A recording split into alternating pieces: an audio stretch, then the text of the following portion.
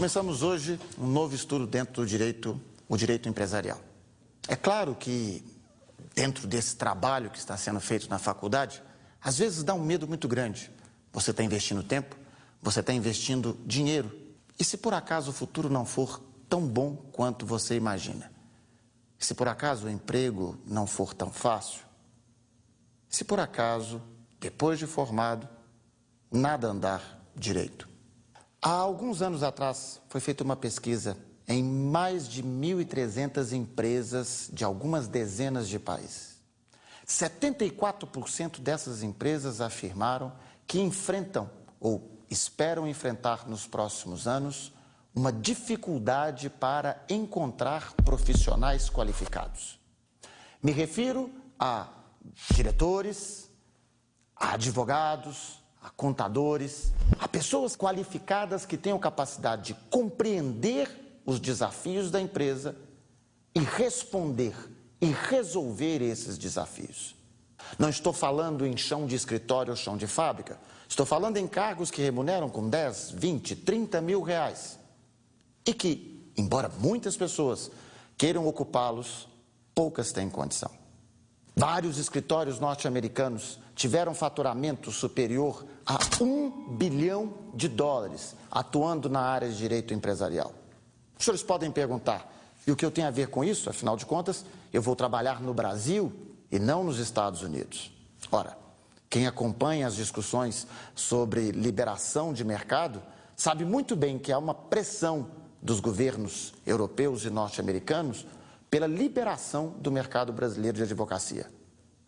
O que será que essas empresas, que esses escritórios de direito empresarial estão vendo no Brasil que nós não estamos vendo? Quais são as oportunidades que eles veem e nós não?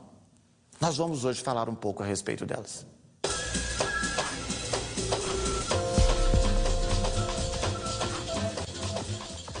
Mas por que um direito para a empresa e por que tamanha importância?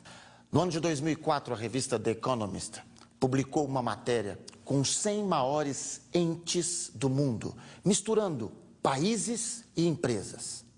O critério era produção de riqueza, produto interno bruto dos países, faturamento das empresas.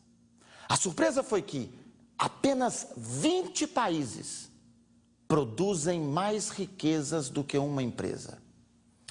A empresa com maior faturamento em 2005 foi a Walmart, com um faturamento de $268 bilhões.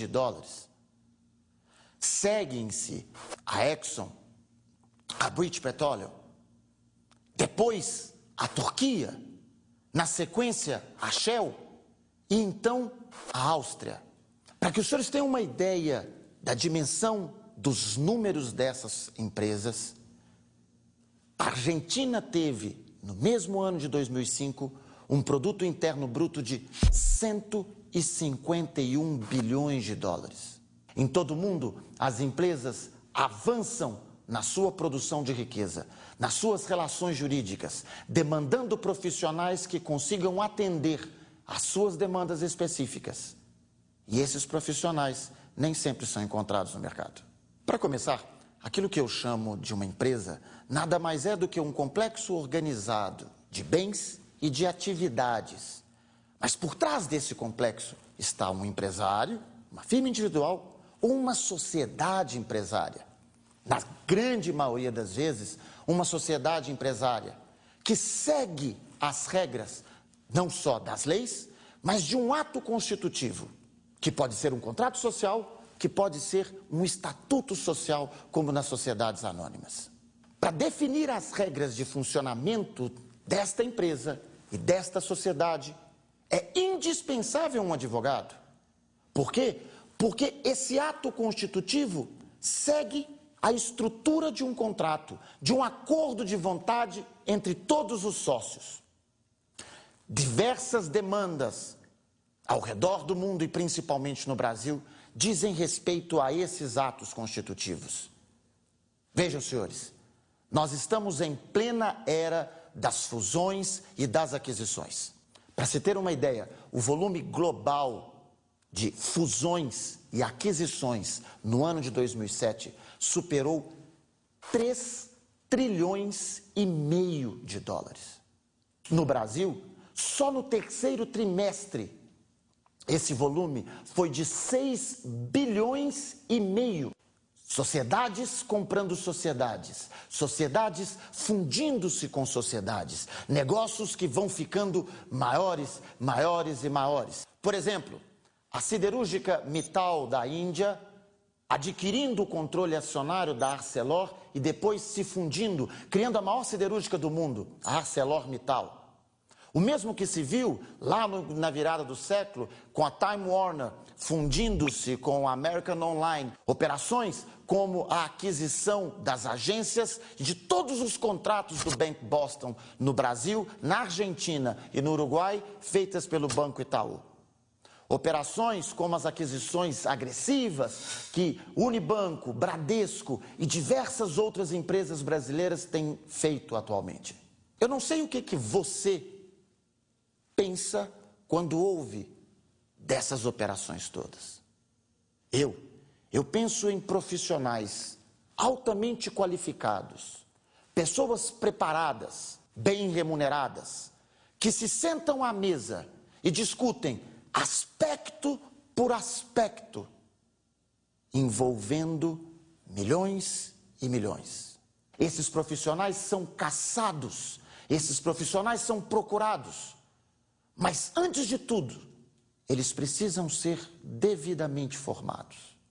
As regras estão postas, a teoria já está sedimentada, mas ela é indispensável na hora em que eu vou defender 1 milhão a mais, 1 milhão a menos. Essa cláusula, aquela cláusula, esse aspecto, aquele aspecto.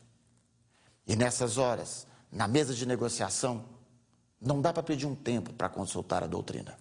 É preciso saber. Na década de 90, um grupo de acionistas minoritários da Petroquisa propôs em Assembleia Geral que a companhia processasse a Petrobras por prejuízos bilionários que sofrera. No entanto, a Petrobras era a acionista controladora com 99% das ações e votou contra a ideia. Os minoritários, então, constituíram advogados que foram ao judiciário para defender os interesses da companhia contra o seu acionista majoritário. Venceram. A Justiça do Rio de Janeiro reconheceu, em primeira e segunda instâncias, o direito de a Petroquisa ser indenizada. Uma condenação de aproximadamente 14 bilhões. Enquanto se esperava a decisão de um recurso especial, a Petrobras usou sua condição de acionista majoritária para aprovar a incorporação da Petroquisa, o que simplesmente extinguiu o dever de reparação. Afinal, devedor e credor tornaram-se uma única pessoa. Essa ação representou um prejuízo para os minoritários, que assim perderiam as vantagens decorrentes da indenização. Uma vez mais, advogados empresarialistas iniciaram uma batalha na Comissão de Valores Mobiliários, argumentando que, no cálculo do valor das ações dos minoritários, deveria ser levado em conta o benefício da condenação, vale dizer, 140 milhões, ou seja, 1% do valor da condenação, correspondente a 1% na participação do capital social. A primeira vitória veio alguns meses depois. A CVM impediu que a Petrobras usasse o valor contábil das ações da Petroquisa e, assim, desconhecesse o benefício da condenação pelos 140 milhões de reais. O mercado de capitais no Brasil é algo que também será estudado em direito empresarial e também nele vocês terão o prazer de uma teoria refinada e, mais do que isso, a oportunidade de se encaixarem no mercado. Vejam bem, no ano de 2006, nós tivemos 31 bilhões de reais em novas ações emitidas no mercado. Não estou me referindo ao volume total das ações de companhias que podem ser compradas nas bolsas de valores. Não, 31 bilhões de novas ações. Como se não bastasse isso, no ano de 2007 até agosto, esse volume já era superior a 43 bilhões. Justamente por isso, essas companhias sendo negociadas, o investimento que as pessoas comuns têm feito em ações com o objetivo de garantir a sua poupança, a sua aposentadoria, conflitos estão surgindo. Conflitos que demandam profissionais para compreendê-los e resolvê-los. Os exemplos são muitos. Petroquisa, Ipiranga, a própria ArcelorMittal. Em todos esses casos, acionistas minoritários indo à Comissão de Valores Mobiliários, indo ao Judiciário para defender os seus direitos. As questões são simples para aqueles que estudaram adequadamente o direito societário no âmbito do direito empresarial. Mas essa tecnologia jurídica é dominada por poucos. Uma oportunidade para cada estudante de direito nesse país. Obviamente, as coisas não são assim tão simples. Vai ser preciso mudar o olhar para aprender o jeito em que as coisas funcionam nas empresas. Perceber essa lógica e, portanto, atender a essa demanda e essa oportunidade. Deixa eu lhe fazer uma pergunta. Qual é o valor do imóvel mais valorizado da sua cidade? Qual é o valor do imóvel mais valorizado que você conhece? Me faz um favor, calcula em dólar. E não é preciso fazer muita economia, não. Será que você chegou ao valor de 65 bilhões de dólares? Pois esse é o valor da marca Coca-Cola. Por que 65 bilhões de dólares? Porque todos os dias, em todos os lugares do mundo, alguém está pedindo, me dá uma Coca. Os refrigerantes são basicamente a mesma coisa, 99% água adocicada e gaseificada e o restante de xarope. Ainda assim, as pessoas preferem Coca-Cola. E é esta capacidade de gerar negócios que justifica o valor da marca. Não é apenas a Coca-Cola. Há marcas valiosas no mundo inteiro, todas elas valendo bilhões de dólares. Agora, me diz uma coisa, esse imóvel que você imaginou, quando ele está vazio, quem é que toma conta? Seguranças? Guardas?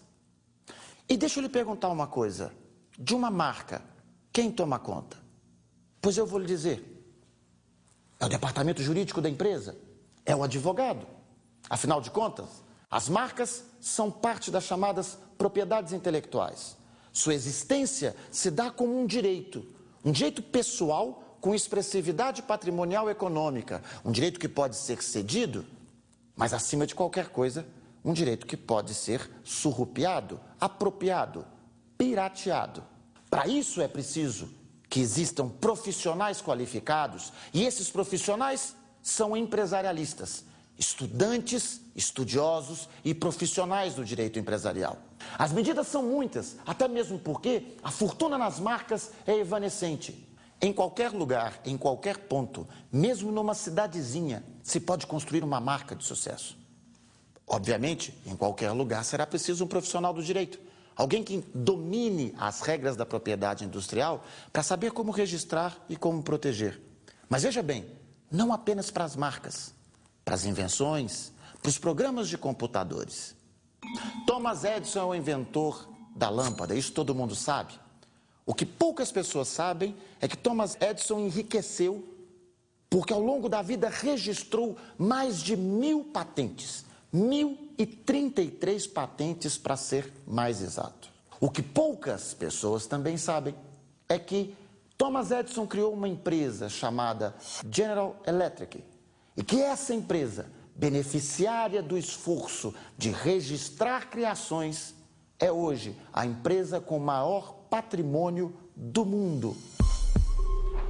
Qualquer um pode construir uma iniciativa igual, mas inevitavelmente vai precisar de um profissional que o indique como sair da criação, como sair da invenção e chegar a uma patente. Sem um advogado, sem um empresarialista, sem alguém que domine essas regras, Bill Gates não seria tão rico. Porque somente com a proteção específica, um programa de computador é de alguém e não de todo mundo.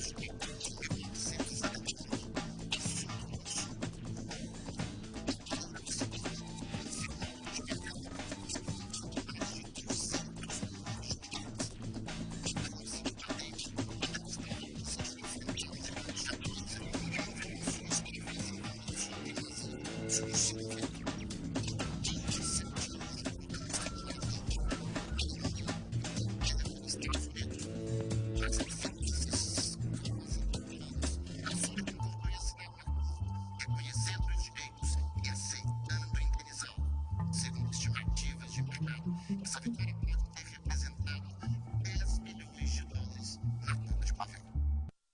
Também no direito empresarial nós vamos estudar duas coisas que fazem parte do seu dia a dia, duas áreas que estão crescendo muito, duas áreas que estão dando muito problemas. Em primeiro lugar, os shopping centers. Atualmente, dizem, é praticamente impossível em alguns lugares você conseguir sucesso no comércio estando fora de um shopping center. Essas instituições criadas nos anos 50 são centros planejados para otimizar o consumo, otimizar o resultado das operações, otimizar os lucros. Justamente para garantir toda essa operação, faz-se necessário um contrato específico com regras próprias. Mas, apesar desse contrato, há conflitos constantes entre os mais de 200 shopping centers existentes no Brasil e os cerca de 42 mil lojistas. O que dizer-se então das franquias? Um mercado que movimenta 39 bilhões de reais por ano no Brasil, 62.500 franqueados recebendo marca, produtos, forma de organização do empreendimento, segundo as regras da lei de franquia e as regras do contrato. O problema é que quase ninguém se interessa pelo sistema de franquia. O problema é que são poucos os que conhecem e entendem, e são poucos, portanto, que estão capacitados a atender às demandas dos franqueados e, simultaneamente, compreender as necessidades e as exigências dos franqueadores. Sabe, senhores, não quer dizer que haja um problema em cada uma dessas relações. Não é uma questão de abuso simplesmente, mas é uma questão de técnica. Um shopping não é apenas uma galeria. Uma franquia não é apenas fornecimento de produtos. Em todos os casos eu tenho regras que são específicas e que devem ser dominadas. E que depois de dominadas podem ser a base da prestação de serviços de qualidade, num mercado que é, no mínimo, fascinante e que envolve bilhões e bilhões de reais. A concorrência ferrenha entre empresas por consumidores e, enfim, pelo mercado, nunca prescindiu de bons advogados. Veja um caso interessante. Em 2001, o FBI, a Polícia Federal Norte-Americana, descobriu que os sorteios realizados pelo McDonald's tinham sido fraudados por funcionários da empresa contratada para realizá-los. Embora a cadeia de lanchonetes nada soubesse sobre essas fraudes, milhares de consumidores concorreram a prêmios que pela fraude não poderiam ganhar. Em 2005, a Burger King, uma cadeia concorrente, entrou na justiça pedindo para ser indenizada pelos prejuízos que tinha experimentado por essas fraudes. O fundamento da ação era o seguinte: embora a McDonald's não fosse responsável pelas fraudes, durante 6 anos ela se beneficiou delas.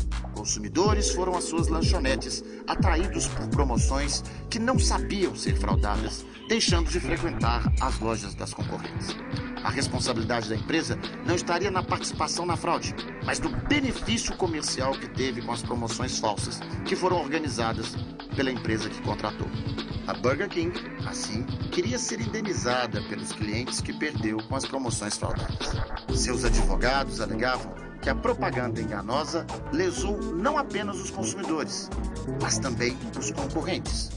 O mais curioso é que a ação não pedia apenas indenização pelos clientes que foram perdidos no período em que realizaram-se as promoções fraudadas. Os advogados ainda argumentaram que nesses 6 anos, muitos consumidores atraídos inicialmente pelas promoções acabaram se tornando fiéis à rede McDonald's. Assim, a rede ainda estaria se beneficiando dessas fraudes. Afinal, o grande objetivo de uma promoção é fidelizar consumidores. Eu posso falar também das microempresas e das empresas de pequeno porte. Esse conjunto de pequenos negócios, cujas regras são definidas na Lei Complementar 123 de 2006 e que diz respeito ao direito empresarial. Muitos, por não saberem o que é necessário para se qualificar como uma microempresa, perdem a oportunidade de todos os benefícios que estão colocados na legislação específica. O empresarialista, aqui na microempresa, trabalha com o sonho nascente, ajuda a construir o sonho. Microempresas se transformam em empresas de pequeno porte e podem crescer pela proteção adequada às inovações, pela negociação adequada do seu crédito, pelo estabelecimento correto de contratos, tornando-se negócios médios e, eventualmente, grandes empresas. Direito empresarial pode parecer uma coisa muito distante para alguns de vocês, mas na verdade não é. Muitos de vocês carregam no bolso ou nas bolsas talões de cheque. Isso é matéria que será estudada aqui. O movimento de cheque ao longo de um ano no país é monstruoso. Problemas por vezes ocorrem, dúvidas entre credores e devedores, dúvidas com bancos, protestos indevidos, notas promissórias, letras de câmbio, duplicatas emitidas por comerciantes, duplicatas frias, duplicatas protestadas, cancelamento de protestos. Esses problemas são diários, são cotidianos e afetam diretamente a vida do empresário, do pequeno ou do grande. Esses problemas também são problemas de direito empresarial. As regras que orientam e que estão por trás de cada talão que é preenchido, de cada assinatura que é dada, são simplesmente fascinantes. As chances que se colocam nas demandas, pela necessidade de analisar perspectivas variadas, o princípio da autonomia, a abstração em relação ao negócio fundamental, a independência em relação a outros documentos, e o que dizer de literalidade, cartularidade e outros princípios que, inventados ao longo de 500 anos, contam uma história que tem o seu nascedouro lá atrás, consolida-se na Idade Média e vai evoluindo ao ponto de se consagrar na atualidade pelo respeito ao princípio da boa-fé. Uma nova tendência jurídica ameaça assustar os bancos em todo o mundo. O que está em discussão é a responsabilidade das instituições financeiras como credores. Mais precisamente, pesquisa-se qual a extensão da responsabilidade bancária por operações que financiam designadamente quando há relações negociais que se prolongam no tempo. Em 2005, por exemplo, o administrador da massa falida da Parmalat, na Itália, ajuizou ações de indenização contra bancos europeus, pedindo reparação no valor de 2 bilhões de euros. Simultaneamente, ajuizou ações contra bancos norte-americanos, pedindo indenização de 10 bilhões de dólares. O fundamento dessas ações era a alegação de que os bancos réus colaboraram para a crise econômica financeira em que a empresa mergulhou, pois na qualidade de credores não agiram de forma responsável e, mais do que isso, teriam mesmo fechado os olhos para irregularidades contábeis, continuando a emprestar dinheiro e assim contribuindo para o rombo aberto pelos administradores afastados. Para além do exame desse caso em concreto, a ser realizado pelo Judiciário, importa observar o grau de evolução, de maturidade que o direito empresarial vai revelando. Afinal, já se investiga a responsabilidade pela atuação econômica dos agentes privados, tendo em vista o efeito de suas ações sobre o mercado.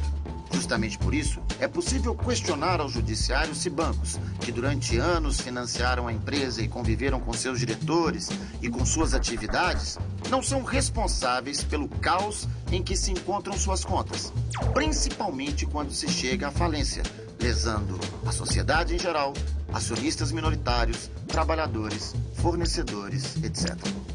Por fim, o nosso estudo de direito empresarial terminará com uma área que é rica e desafiadora: a crise da empresa. Isso mesmo, senhores. Por vezes os negócios não vão bem, por vezes a empresa enfrenta problemas econômicos e financeiros. E mais do que um contador ou um administrador, mais do que alguém para reformar o jeito de fazer as coisas, um advogado pode ser a salvação.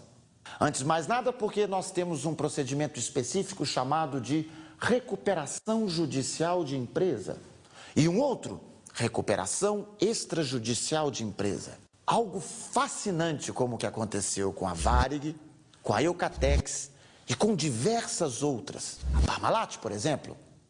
Existe uma forma, existe um jeito que nós vamos aprender em sala de aula de se fechar um acordo com os devedores e criar alternativas, as mais variadas, para que a empresa supere a crise e não quebre jamais. Essa forma pode se dar pela constituição de fundos, pela cisão, por capitalização, pela entrega de prazos, pela entrega de valores para serem leiloados, formas diversas, maneiras diversas. Mas todas elas, maneiras técnicas, maneiras que jamais prescindem de um bom profissional. É por isso que a Varig conseguiu superar a sua crise e continuar voando, embora, é claro, não seja uma coisa simples.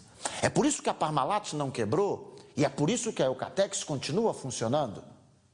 Caminhos juridicamente definidos por quem sabe como fazer, por quem aprendeu como fazer.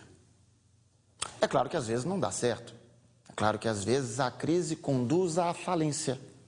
E também aqui nós vamos ter um objeto de estudo muito rico.